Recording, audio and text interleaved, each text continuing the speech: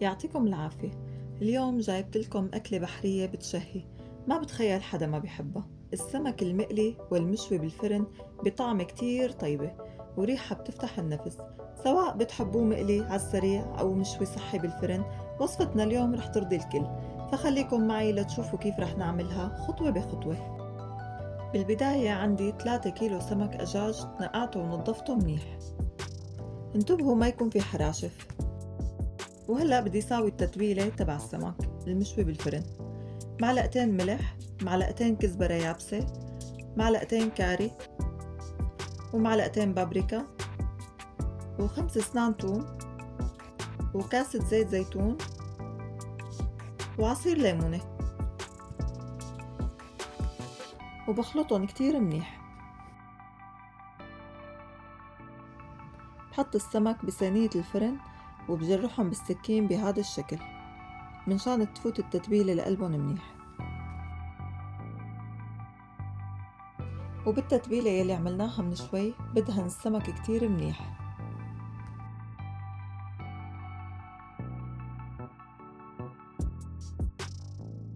وبحط بقلبها شرائح الليمون،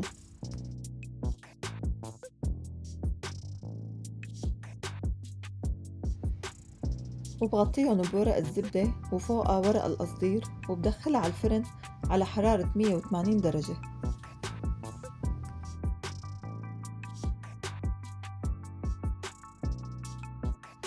وهلأ بجهز الصلصة اللي رح حطها على السمك المشوي.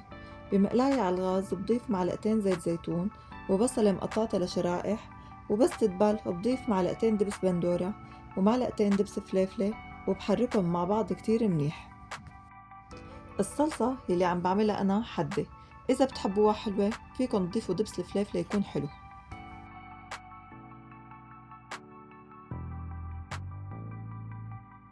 وبضيف 3 أسنان توم مفرومين،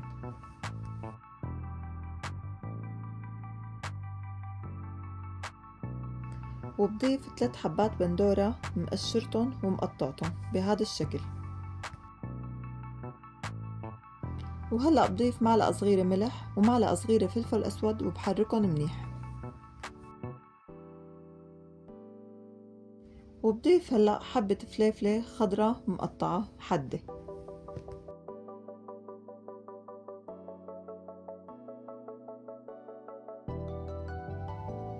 وإذا حسيتوها نشفت كتير بتقدروا تضيفوا عليها شوية مي وتحركوها. وبس استووا بطفي تحتن وبضيف جوز مفروم، طبعا الجوز اختياري.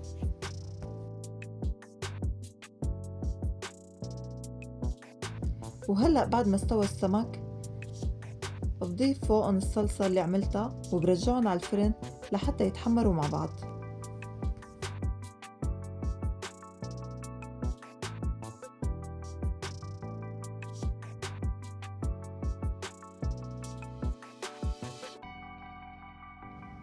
بالنسبة للسمك المقلي بتبلهم بنفس التتبيلة، بس بضيف عليها معلقة دبس فليفلة، بدكن ياها حدة أو حلوة حسب الرغبة.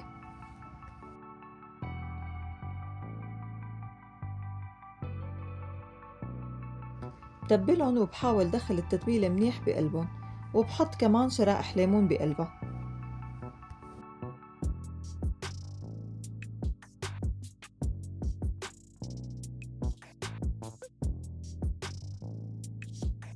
وهلأ بس تبلتن بحطن بالبراد شي ساعتين لحتى يتشبعوا بالنكهة. وطبعا يلي بيحب نكهة السمك بدون أي إضافات بيقدر يتبلن بملح وفلفل أسود بس. وقبل القلي بغطي السمك بالطحين لحتى يعطيني قرمشة من برا وطراوة من جوا.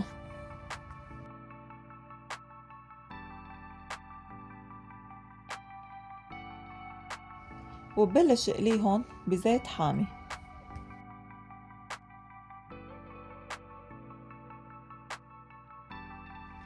يا سلام عالريحة اللي بتشهي وبتاخد العقل. لازم تجربوها وتكتبوا لي رأيكم بالتعليقات. وإذا عجبتكم الوصفة لا تنسوني من اللايك وتشتركوا بالقناة وتفعلوا زر الجرس.